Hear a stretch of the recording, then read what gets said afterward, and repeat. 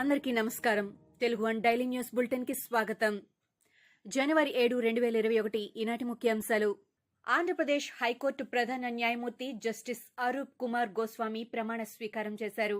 విజయవాడలోని తుమ్మలపల్లి కళాక్షేత్రంలో జరిగిన ఈ ప్రమాణ స్వీకారోత్సవంలో governor Biswabhusan Harichandan, CM YS Jaganmohan Reddy, CS Adityanath Das తదితరులు పాల్గొన్నారు. AP high court chief justice Arup గోస్వామితో గవర్నర్ బిశ్వభూషణ్ హరిచందన్ ప్రమాణ స్వీకారం చేయించారు. ఈ సందర్భంగా చీఫ్ జస్టిస్ అరూప్ గోస్వామికి governor Biswabhusan Harichandan, CM YS Jagan శుభాకాంక్షలు తెలిపారు. ఆంధ్రప్రదేశ్కు 344 కోట్ల ప్రత్యేక సహాయం ప్రకటించింది కేంద్ర ప్రభుత్వం. పౌర సేవల సంస్కరణల్లో 4/3 అమలు చేసేందుకు ఈ రివార్డును ప్రకటించింది కేంద్ర ఆర్థిక శాఖ. ఆంధ్రప్రదేశ్, మధ్యప్రదేశ్ రాష్ట్రాలకు ఈ తరహా రివార్డులు ప్రకటించింది కేంద్ర ఆర్థిక శాఖ. రివార్డులో భాగంగా ఆంధ్రప్రదేశ్కు 344 కోట్లు, మధ్యప్రదేశ్కు 660 కోట్ల ప్రత్యేక సహాయం కేంద్రం నుంచి అందనుంది. కాగా కేంద్ర ప్రభుత్వం ప్రకటించిన one nation one ration card, is of doing business, పట్టణ స్థానిక సంస్కరణలు అమలు చేసింది ఆంధ్రప్రదేశ్ ప్రభుత్వం. మాజీ మంత్రి భూమా అఖిలప్రియను హైదరాబాద్ పోలీసులు అరెస్ట్ చేశారు. బోయినపల్లి కిడ్నాప్ కేసులో ఆమెతో పాటు ఆమె భర్త భార్గవరామ్ కూడా అరెస్ట్ అయ్యారు. అయితే ఈ కేసులో తనపై వస్తున్న ఆరోపణల్లో వాస్తవం లేదని అఖిలప్రియ తెలిపారు. తన భర్త కిడ్నాప్ చేయించే వ్యక్తి కాదని, భార్గవ్కు కిడ్నాప్కు ఎలాంటి సంబంధం లేదని అన్నారు. తెలంగాణ పీసీసీ అధ్యక్షుడి నియామకంపై కాంగ్రెస్ అధిష్టానం నిర్ణయం మరోసారి వాయిదా పడింది. ఈ పదవిలో సీనియర్ నేత టి. జీవన్ రెడ్డి నియమిస్తారని ఏఐసీసీ అధ్యక్షురాలు సోనియా గాంధీ మంగళవారం స్వయంగా ఈ విషయాన్ని ప్రకటిస్తారని వార్తలు వచ్చిన విషయం తెలిసిందే. అయితే ఇప్పుడే నిర్ణయం తీసుకోవద్దని, కొంతకాలం పాటు ఆగాలని పలువురు రాష్ట్ర నేతలు అధిష్టానానికి ఫోన్ చేసి చెప్పినట్లు సమాచారం. నాగార్జునసాగర్ ఉప ఎన్నికకు త్వరలో షెడ్యూల్ వెలువడే అవకాశం ఉన్నందున ఈలోపు నిర్ణయం తీసుకోవడం సరైంది కాదని చెప్పడంతో అధిష్టానం తన నిర్ణయాన్ని మార్చుకున్నట్టు తెలుస్తోంది. తెలంగాణలో గత 24 గంటల్లో కొత్తగా 417 పాజిటివ్ కేసులు నమోదయ్యాయి. దీంతో పాజిటివ్ కేసుల సంఖ్య 2,88,410కి పెరిగింది. గత 24 గంటల్లో కరోనాతో 2 మృతి చెందగా మొత్తం మృతుల సంఖ్య 1,556కు పెరిగింది. కరోనా మృతుల సంఖ్య దేశవ్యాప్తంగా 1.4% ఉంటే రాష్ట్రంలో 0.53% ఉంది. రాష్ట్రంలో ప్రస్తుతం 4,982 యాక్టివ్ కేసులున్నాయి. భారత్లో గత 24 గంటల్లో దేశవ్యాప్తంగా 18,088 కోవిడ్ పాజిటివ్ కేసులు నమోదయ్యాయి. అదే సమయంలో 264 మంది మృతి చెందారు. దేశంలో మొత్తం కోవిడ్ కేసుల సంఖ్య 1,374,932కు చేరుకోగా ఇప్పటి వరకు మృతి చెందిన వారి సంఖ్య 1,50,114కు పెరిగింది. దేశవ్యాప్తంగా ప్రస్తుతం 2,27,546 యాక్టివ్ కేసులున్నాయి. బాలికా విద్యను ప్రోత్సహించేందుకు అసోం సర్కార్ వినూత్న కార్యక్రమానికి శ్రీకారం చుట్టింది. పాఠశాల తరగతులకు హాజరయ్యే బాలికలకు రోజు 100 రూపాయల చొప్పున అందజేస్తామని అసోం విద్యాశాఖ మంత్రి హిమంత బిస్వా శర్మ తెలిపారు.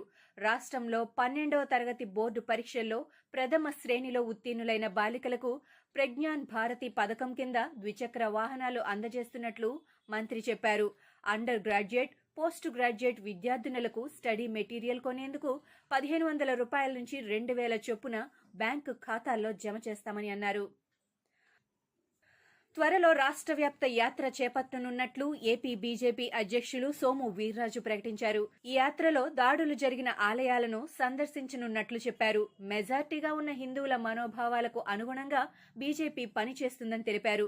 ఇందులో ఏమాత్రం సందేహం లేదని, మిగిలిన పార్టీలలా బీజేపీ ఓటు బ్యాంకు రాజకీయాలకు పాల్పడదని అన్నారు. బీజేపీ మౌనంగా ఉంటుందని వైసీపీ భావిస్తోందని, అది జరిగే పని కాదన్నారు. తెలంగాణ బీజేపీ చీఫ్ బండి సంజయ్ పై వైసీపీ ఎమ్మెల్యే అంబటి రాంబాబు ధ్వజమెత్తారు. ఇటీవల బండి సంజయ్ తమ పార్టీని బైబిల్ పార్టీ అని సంబోధించాడని మండిపడ్డారు. బైబిల్ పార్టీకి ఓటేస్తారా, భగవద్గీత పార్టీకి ఓటేస్తారా అంటున్నావు, నీకేం పోయాకాలం వచ్చింది అంటూ బండి సంజయ్ పై ఆగ్రహం వ్యక్తం చేశారు. తమది బైబిల్ పార్టీ మాత్రమే కాదని భగవద్గీత పార్టీ, ఖురాన్ పార్టీ కూడా అని అంబటి ఉద్ఘాటించారు. ఈ మూడు కలిస్తేనే వైఎస్సార్ కాంగ్రెస్ పార్టీ అని స్పష్టం చేశారు. హైదరాబాద్ బోయిన్పల్లి పీఎస్ పరిధిలో మంగళవారం రాత్రి కిడ్నాప్ కలకలం రేపింది. ఈ ఘటన వివరాలను సిపి సంజయ్ కుమార్ మీడియాకు తెలిపారు. కిడ్నాప్ కేసులో ప్రాథమిక దర్యాప్తులో ఏపీ మాజీ మంత్రి అఖిలప్రియ, ఆమె భర్త భార్గవరామ్ ప్రమేయం ఉన్నట్లు తేలిందని వెల్లడించారు. A1గా సుబ్బారెడ్డి, A2గా అఖిలప్రియ, A3గా భార్గవరాం ఉన్నారని పేర్కొన్నారు. ఉదయం 11 గంటలకు అఖిలప్రియను అరెస్ట్ చేశామని, ఏపీ పోలీసుల సాయంతో మిగతా నిందితుల్ని అరెస్ట్ చేస్తామని చెప్పారు. అఖిలప్రియ కుటుంబానికి సుబ్బారెడ్డికి ముందు నుంచి సంబంధాలున్నాయని సిపి అంజనీ కుమార్ వెల్లడించారు. మ్యాచ్ ఎక్కడ నిర్వహిస్తారన్న అంశంతో సంబంధం లేకుండా కేవలం ఆటపై దృష్టి సారించడం మాత్రమే తమ నైజమని ఆస్ట్రేలియా టీం కెప్టెన్ ఫైన్ అన్నాడు. 4వ టెస్ట్ బ్రిస్బేన్లో జరిగినా, ముంబైలో జరిగినా తమకు తేడా ఉండదని పేర్కొన్నాడు. క్రికెట్ ప్రపంచంలో శక్తివంతమైన బోర్డుగా వెలుగొందుతున్న బీసీసీఐ ఎలాంటి నిర్ణయం తీసుకుంటుందోనన్న టీం ఫైన్ ప్రత్యర్థి జట్టు శిబిరం నుంచి వస్తున్న వార్తలు కాస్త గందరగోళానికి గురిచేస్తున్నాయని అన్నాడు. చివరి టెస్టు వేదిక ఎక్కడన్న విషయం గురించి తాము ఆలోచించడం లేదని, ప్రస్తుత మ్యాచ్ పైనే తమ దృష్టంతా ఉందని వెల్లడించాడు. కరోనా వైరస్ వ్యాప్తికి సంబంధించిన మూలాలను అన్వేషించేందుకు తాము ప్రయత్నిస్తుంటే చైనా అనుమతులు ఇవ్వట్లేదని ప్రపంచ ఆరోగ్య సంస్థ WHO ఆరోపిస్తున్న సంగతి తెలిసిందే. దీనిపై చైనా స్పందించింది. తాము కరోనా కట్టడిలో నిమగ్నమై ఉండటం వల్ల అనుమతుల మంజూరులో జాప్యం జరుగుతోందని వివరణ ఇచ్చింది. తమ దేశంలో పర్యటించే అంతర్జాతీయ నిపుణుల బృందం కార్యకలాపాలు సాఫీగా సాగేందుకు కొన్ని ప్రక్రియలు పూర్తి చేయాల్సి ఉంటుందని, దాని ప్రకారమే ఏర్పాట్లు చేస్తున్నామని స్పష్టం చేసింది. ప్రస్తుతం నెలకొని ఉన్న సమస్యలు అధిగమించేందుకు శ్రమిస్తున్నామని తెలిపింది. దీనికి సంబంధించి WHOతో ఇప్పటికీ సంప్రదింపులు జరుగుతున్నాయని చైనా విదేశాంగ శాఖ వెల్లడించింది. ఇవి ఈనాటి ముఖ్యాంశాలు. మరికొన్ని ముఖ్యాంశాలతో మళ్లీ రేపు కలుద్దాం. ఈ షోని క్రమం తప్పకుండా వినాలనుకుంటే మీరు ఈ షో వింటున్న ప్లాట్ఫామ్లో కానీ, లేదా గూగుల్ పాడ్కాస్ట్, యాపిల్ పాడ్కాస్ట్, గానా మరియు ఏ ఇతర పాడ్కాస్ట్ యాప్లోనైనా సెర్చ్ చేసి సబ్స్క్రైబ్ అవ్వండి. కొత్త ఎపిసోడ్ వచ్చినప్పుడు మీకు అప్డేట్ వస్తుంది. అంతవరకు సెలవు. నమస్కారం. మన భారతీయ సంస్కృతి సాంప్రదాయాలు చాలా గొప్పవి.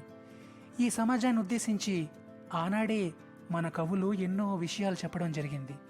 మరి ఆ విశేషాలన్నీ తెలుసుకోవాలనుకుంటే గరికిపాటి జ్ఞాననిధి అనే కార్యక్రమం తప్పక వినాలి. మరి ఈ కార్యక్రమం ఎలా వినాలనుకుంటున్నారా? యాపిల్ పాడ్కాస్ట్లో కానీ, గూగుల్ పాడ్కాస్ట్లో కానీ, లేదా స్పాటిఫైలో కానీ సబ్స్క్రైబ్ చేసి నోటిఫికేషన్ ఆన్ చేసుకుంటే నెక్స్ట్ ఎపిసోడ్ రిలీజ్ అయ్యేటప్పుడు మీకు అప్డేట్ వస్తుంది. ప్రతి మంగళవారం మరియు గురువారం తప్పక వినండి గరికిపాటి జ్ఞాననిధి. నేను మీ మాధవ్. నమస్తే.